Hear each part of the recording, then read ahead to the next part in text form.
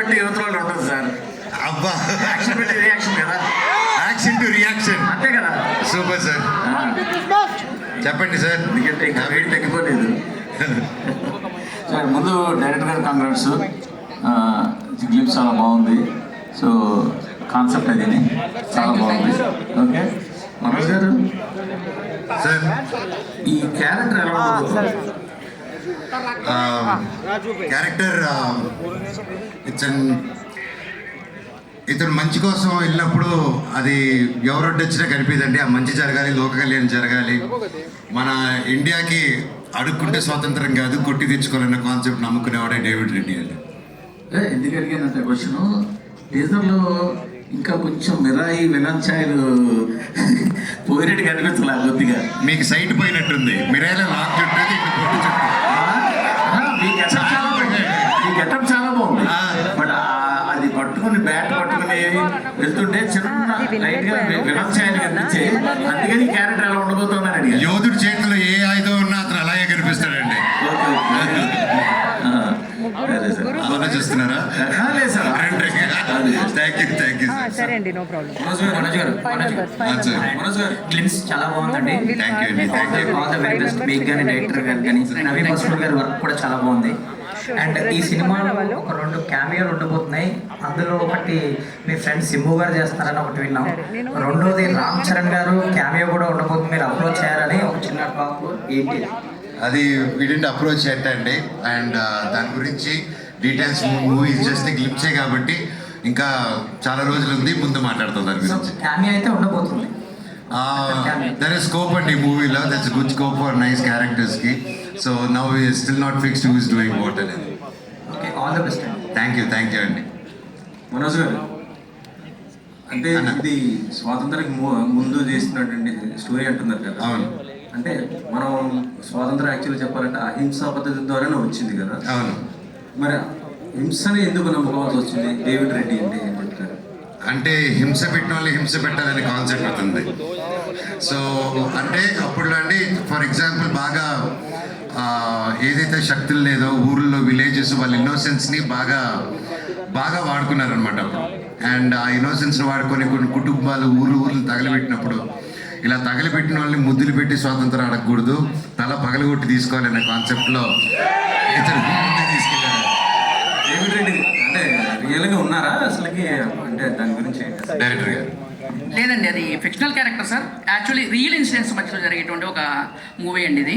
ఆ ఇన్సిడెంట్స్లో ఒక David red అనే క్యారెక్టర్ చూస్తున్న ప్రతి ఆడియన్స్ సార్, ఆ టైంలో మనం లేము, ఆ సిచ్యువేషన్లో మనం ఉంటే ఎలా రియాక్ట్ అవ్వాలనుకునే ప్రతి ఆడియో దాన్ని కనెక్ట్ అయ్యేటట్టుగా చేసామండి.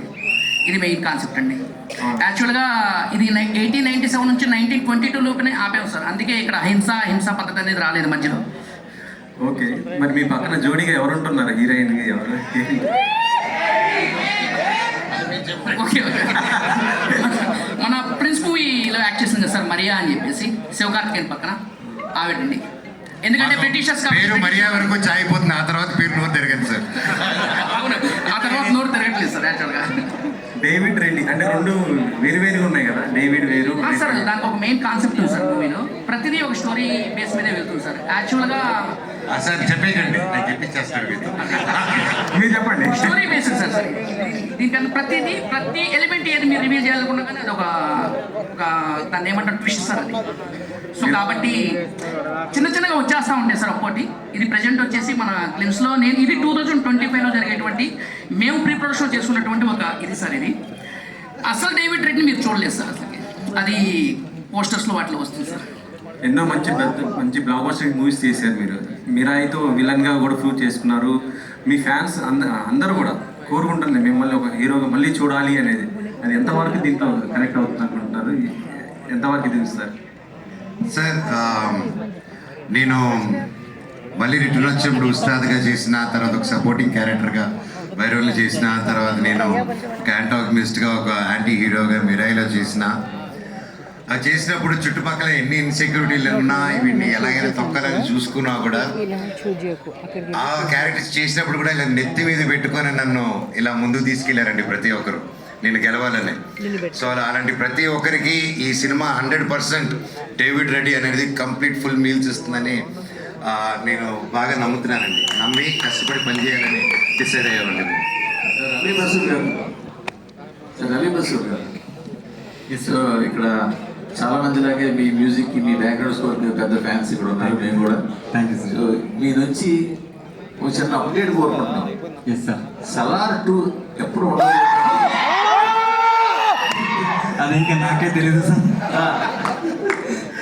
అంటే అసలు దాని గురించి ఏమైనా ఉందా? మీలాగే నేను ఐ ఆమ్ ఆల్సో ఎక్స్పెక్టింగ్. చూపిస్తున్నారు కదా సార్. యానిమల్ లాంటి మూవీ చేశారు, ఇప్పుడు స్పిరిట్ కూడా చేస్తున్నారు. ఆ రెండు చూస్తే యాక్షన్ తో ఉన్నాడు. ఇందులో డేవిడ్ రెడ్డిగా మన మనోజ్ గారిని ఏ విధంగా చూపించబోతున్నారు? సార్ ಇದು ಬಿಗ್ಗೆಸ್ಟ್ ಆಕ್ಷನ್ ಆಗ್ಬೋದು ಸರ್. ಫುಲ್ ಎಕ್ಸ್ಪೆಕ್ಟೇಷನ್ ಫುಲ್ಫಿಲ್ ಆಗುತ್ತೆ sir. Thank you sir. So ఆయన కూడా ఒక మంచి ఫైట్ మాస్టర్ కదా, మరి ఆయన వాడుకున్నారా దీంట్లో? స్టన్స్ ఆయన చూడండి, ఆయనే నన్ను వాడేలాగా ఉన్నాడు ఫుల్గా. సో సార్ సింపుల్గా చెప్పాలంటే ఇది 95 days షెడ్యూల్ సినిమా అంటే ఆయన 60 days డేట్స్ తీసుకొని 60 days ఓన్లీ యాక్షన్ పెట్టుకుని ఉన్నాడు సార్ ఈయన. సో మీరే ఊహించుకోండి ఎలా ఉండబోతుంది. అంటే మీరు కూడా చేస్తుంటారు కదా స్టన్స్, మీరు కూడా ప్రయోగాలు చేస్తుంటుంటారు. అవునండి. బాగుంటాయి. ఇందులో మీరు ఏమైనా చేస్తున్నారా? లేదండి, అందుకే సార్ ఉన్నారు అండ్ మంచి ప్రొడ్యూసర్స్ ఉన్నారు సపోర్టింగ్కి. అండ్ యాజ్ యూ నో, అప్పట్లో నేను సినిమా చేసేటప్పుడు వైర్ వర్క్కి వీటన్నిటికి టైం అవుతుందనే ప్రాసెస్లో నేనే కొంచెం త్వరగా కొరియోగ్రఫీ 3 కెమెరాలు పెట్టుకొని చేయడం జరిగింది. సో అండ్ ఇప్పుడు దేవుడి వల్ల బడ్జెట్స్, మంచి టెక్నీషియన్స్, ఇంత స్ట్రాంగ్ టీమ్ ఉన్న దానివల్ల ఐ డోంట్ థింక్ నేను ఆ ఎక్స్ట్రా ఎఫర్ట్స్ పెట్టక్కర్లేదు. And my team will take it forward. Sir Sundar garu, spirit బాగా ఫాస్ట్ జరుగుతుందా సార్? షూట్ ఎలా ఉంది? நல்லா போயிட்டு இருக்கு சார். బాగుంటుంది. ప్రభాస్ గారి లుక్ ఎలా ఉండబోతుంది? Nice sir, nice. Venkatareddy garu sir, first వెంచరే పాన్ ఇండియా చేస్తున్నారు. ఎంత బడ్జెట్ పెట్టారు ఏంటి కదా? 2 questions ఉన్నాయి. Pan India and budget, right? Pan India story బేస్గా pan India already Manoj garu మీరాయితో పాన్ ఇండియా స్టార్ అయిపోయారు already. So which is a big advantage for our team. So being a pan India story, being a pan India hero who are in our movie, so which is a big advantage to our movie. And second thing, budget, it's about 35 to 40 crores. Manoj గారు sir sir, action చూస్తుంటే పీక్స్లో ఉంది. నాకు తెలియకుండా cut shots అవి చూస్తుంటే రవి బసూర్ గారు music ఉంది కాబట్టి కేసీఎఫ్ ఎలివేషన్స్ అయితే కనిపిస్తుంది. నాకు తెలిసి నెక్స్ట్ లెవెల్ అనిపిస్తుంది మనోజ్ గారిది. Thank you. సార్, హనుమ గారిని ఎలా నమ్మారు? ఆయన వచ్చినప్పుడు ఇదిరా మనకు కావాల్సిన కరెక్ట్ సబ్జెక్టు కరెక్ట్ టైంలో పడిందని ఆయన ఎప్పుడు ఎలా అనిపించింది? ఆయన కన్విన్షన్ అండి, కసి. మళ్ళీ పొరపాటున సినిమా నాకు ఏదైనా స్టోరీ నచ్చలేదంటే నన్ను చంపేస్తాడేమో బ్యాట్ తీసి కొట్టని ఆ భయంతోనే సగం ఒప్పేసుకున్నానండి. ఎందుకంటే అంత ఫైర్ ఉంది ఇందులో, ప్రతి సీన్లో మీకు ఆ ఫైర్ ఉంటుంది. అండ్ అది 100% నేను చూసేందుకు ఇంత సాఫ్ట్గా ఉన్నారు, కానీ నరేట్ చేసేటప్పుడు ఆయన ఒక మినీ కాదు పెద్ద చంద్రముఖి లాగా అయిపోతారు ఆయన. సార్, ఏదో డైలాగ్ ఉంది, ఇండియాకైనా డేవిడ్ రెడ్డి అని. ఏంటి సార్ డైలాగ్ కొంచెం అర్థం అవ్వలేదు, ఇంకేమన్నా? యాక్చువల్ లింకింగ్ ఉంది సార్. యాక్చువల్ బ్రిటిషర్స్ వచ్చేసి మన ఇండియాని ఏమన్నారు సార్? ఏ బ్రిటిష్ ఇండియా అన్నారు, మన ఇండియన్ బ్రిటిష్ ఇండియా అన్నారు. బ్రిటిషర్సే బ్రిటిష్ ఇండియా అన్నప్పుడు డేవిడ్ రెడ్డి వచ్చి నా ఇండియా కాబట్టి డేవిడ్ రెడ్డి ఇండియా అన్నాడు. ఎవరైతే మన ఇండియన్స్ బ్రిటిషర్స్కి సపోర్ట్ చేస్తూ ఉంటారో వాళ్ళకి ఇతను డేవిడ్ రెడ్డి సార్. అదే డేవిడ్ రెడ్డిగా ఇండియా. నార్మల్గా ఎవరైతే ఇతను నమ్మారో మిగతా వాళ్ళందరూ నార్మల్ డేవిడ్ రెడ్డి. ఈ డేవిడ్ రెడ్డితో ఏదో చేయబోతున్నారు. 2 months సార్, అది 2 months. Okay sir, all the best. Thank you sir. Sir Hanuma Reddy గారు సార్ 1897 నుంచి 1922 రెబెల్ రేజెస్ అని పెట్టారు కదా. సార్. అండ్ అంటే 1922 ఇండిపెండెన్స్కి సంబంధించి అంటున్నారు. డిలేట్ లీడ్ సెకండ్ పార్ట్ ఏమన్నా ఉందా 1947 వరకు? యాక్చువల్గా అది మనం అనుకున్నాం సార్, కాంగ్రెస్ దాని మీద బేస్ అయి ఉంటుంది సార్. కాకపోతే ఎండింగ్ మాత్రం ఫుల్ ఫ్లెడ్జ్డ్గా ఉంటుంది. రిజల్ట్ బట్టి మనం పార్ట్ 2 మాట్లాడతాం సార్. మనోజ్ గారు సార్ సార్ అంటే కంప్లీట్గా ఒక వైలెంట్ క్యారెక్టర్, రా అండ్ రస్టిక్ క్యారెక్టర్ కనిపించింది టీజర్లో.